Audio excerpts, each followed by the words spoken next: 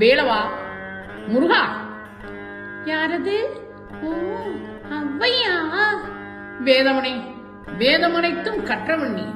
தந்தைக்கு உபதேசம் செய்து தகப்பன் சாமி என பெயர் பெற்றவன் நீ. கூறும் அடியார்கள் குறைதீர்க்கும் குமரா, உன்னிடத்தில் குறை காணலாமா?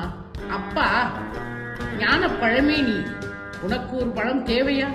அன்பு தெய்வமே, அருள் வடிவே, சுட்டவளம் வேண்டுமா சுடாத பழம் வேண்டுமா என்று என் அறிவுக்கு சுட்டி காட்டிய தமிழ் கடவுளே, நீ தவறு செய்யலாமா?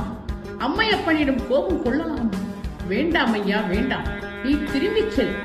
அவ்வையே, நீ கூறும் சமாதானத்தை நான் எப்படி ஏற்றுக்கொள்ள முடியும்?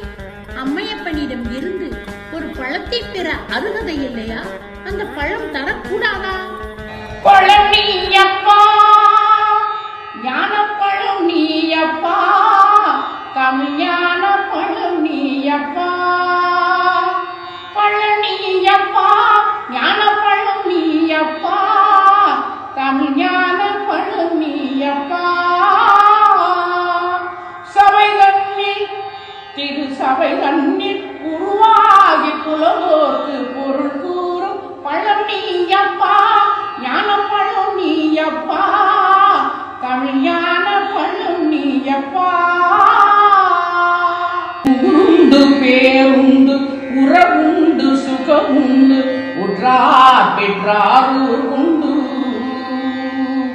ஊருண்டு பேருண்டு உறவுண்டு சுகமுண்டு உற்றார் பெற்றார் உண்டு.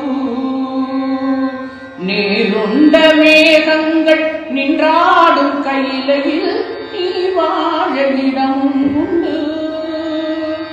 நீருண்ட மேகங்கள் நின்றாடும் கையிலையில் நீ வாழ இடம் உண்டு. தாயுண்டு மனமுண்டு, தாயுண்டு மனமுண்டு, அன்புள்ள தந்தைக்கு தாளாத பாசம் உண்டு. தத்துவம் தவறென்று சொல்லவும் அவ்வையே, தமிழுக்கு உரிமை உண்டு. ஆறுவது சினம் கூறுவது தமிழ் அறியாத சிறுவனானி. ஆறுவது சினம் கூறுவது தமிழ் அறியாத சிறுவனானி. மாறுவது மனம் சேர்வது இனம் தெரியாத முருகனானி.